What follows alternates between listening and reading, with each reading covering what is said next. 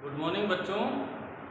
आज plant pathology में हम आपके लिए एक नया डिजीज लेके आए हैं। नया डिजीज जो है आपका पोटैटो मोज़ेक है, ये रोग है। इसके बारे में आपको बताएंगे और आशा करता हूँ कि इस रोग को इस हिसाब से डिफाइन करें जो आप लोग इसके सिम्टम्स क्या होते हैं उनके बारे में जान जाएंगे, समझ जाएंगे। अपने आलू की क्रॉप को जब देखने जाएंगे आप उसका आइडेंटिफिकेशन करेंगे इस रोग का कि ये रोग है या नहीं है। तो हम इस तरीके से आपको समझाएंगे, बताएंगे कि आप लोगों के समझ में आ जाए और आप इस रोग को जज करने में आसानी हो आप लोगों को, ठीक है ना। तो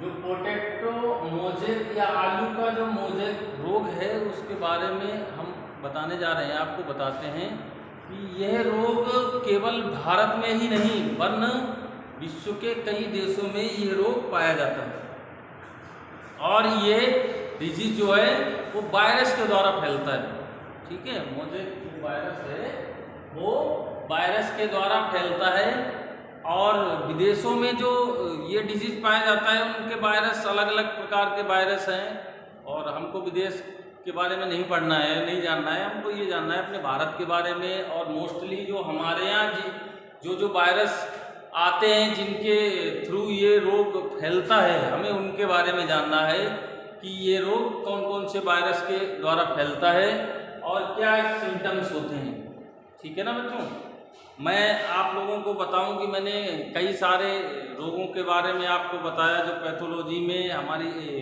डिफरेंट क्रॉपों में इन्फेक्शन करते हैं, हमारी क्रॉप इन्फेक्टेड होती है जिनके द्वारा।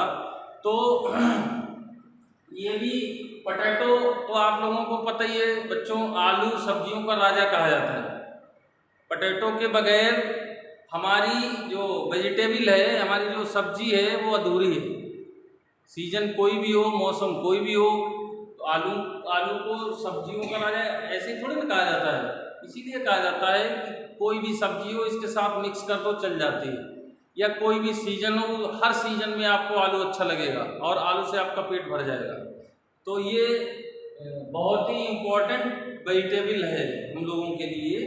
तो बच्चों अब जब ये इम्पोर्टेंट सब्जी है तो इस इम्पोर्टेंट सब्जी को उगाना है, हमको अच्छे तरीके से उगाना है। तो इसमें जो रोग आएंगे उन रोगों से भी हमें अपनी क्रॉप को बचाना है। तो ऐसे ही कई रोग हैं पोटैटो में, late blight, early blight of potato. तो ऐसे ये पोटैटो मोज़ेक है। तो पोटैटो मोज़ेक के बारे में हम आपको बता रहे हैं बच्चों। भारत में मोस्टली मोज़ेक समूह के पोटैटो वायरस कौन कौन से हैं? वो Y है, X है, S तथा A जो महत्वपूर्ण है। इंडिया में मोस्टली इन्हीं वायरसों के द्वारा यह रोग फैलता है, ठीक है। कौन कौन से हैं? Y, X, S तथा A जो महत्वपूर्ण है, ठीक है। जो क्रमशः उग्र मोज़ेक, उग्र का मतलब ज्यादा तेज मोज़ेक को फैलाते हैं, तथा मंद मोज़ेक मतलब धीरे धीरे से रोग को फैलाना, मंद मोज़ेक। अच्छा, एवं अति मंद मोज़ेक उत्पन्न करते हैं। अति मंद बहुत धीरे धीरे धीरे धीरे धीरे इस रोग का फैलाव होता है और जैसे ही ये धीरे धीरे हमारे क्रॉप में फैलता रहता है और हम लोगों को जब पता लगता है कि हमारी सारी फसल इन्फेक्टेड हो गई और हमारी फसल जो है खराब हो जाती है, ठीक है बच्चों। तो ये उत्पन्न करते हैं और क्या क्या चीजें ये फैलाते हैं, कैसे क्या होता है मैं बता रहा हूँ। इसमें आलू के जो ऊतक हैं, टिश्यू हैं, वो टिश्यू क्षय होने लगते हैं। टिश्यू कैसे होने लगते हैं? ऊतक कैसे? क्षय मतलब छत विछत हो जाना, उनका टूटना। तो आलू के ऊपर ऊतक क्षय के निशान का बन जाना, पहली बात। दूसरी चीज आलू का सड़ जाना। ये रोग जैसे ही हमारी आलू की फसल में लगता है तो आलू के जो टिश्यू हैं वो छत विछत होना स्टार्ट हो जाते हैं और अंततः आलू जो है हमारा पोटैटो है वो कैसा हो जाता है, सड़ जाता है। ठीक है। अच्छा, जो आलू के पौधे की जो पत्तियां हैं, जो लीफ हैं, वो कैसी हो जाती है, पीली पड़ जाती है। ठीक है। आलू की पत्तियां जो जिनका कलर कैसा हो जाता है, पीला पड़ जाता है और उनमें अनियमित आकार के धब्बे बन जाते हैं। जैसे सपोज है आपके आलू का ये प्लांट है आलू, ठीक, और उसमें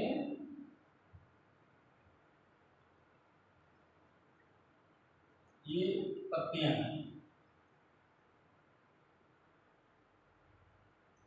ये पत्तियां हैं आलू के प्लांट की, और ये पौधा जो है वो काय से इन्फेक्टेड हो गया है, पोटैटो मोजेक से। ये हमारा प्लांट जो है वो इन्फेक्टेड हो गया है। ठीक, तो इनकी जो पत्तियां हैं उनका कलर ग्रीन की जगह कैसा हो जाएगा, पीला। ठीक, और इनमें धब्बे पड़ना स्टार्ट हो जाएंगे, पत्तियों में धब्बे अनियमित आकार के, जिनका कोई आकार नहीं होगा, बड़े भी हो सकते हैं, छोटे भी हो सकते हैं, गोल भी हो सकते हैं, शंकुकार भी हो सकते हैं, किसी भी प्रकार के हो सकते हैं, जिनका कोई आकार नहीं, ये अनियमित आकार के होते हैं। किस आकार के,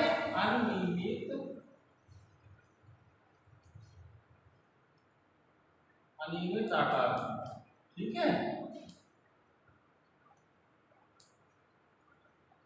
तो इनके जो पौधों की जो पत्तियां हैं उन पत्तियों के ऊपर धब्बे पड़ जाते हैं, और वो धब्बे कैसे होते हैं, अनियमित आकार के होते हैं। ठीक, और अंततः पौधे जो हैं वो डार्क हो जाते हैं, बौने रह जाते हैं। कैसे रह जाते हैं, बौने।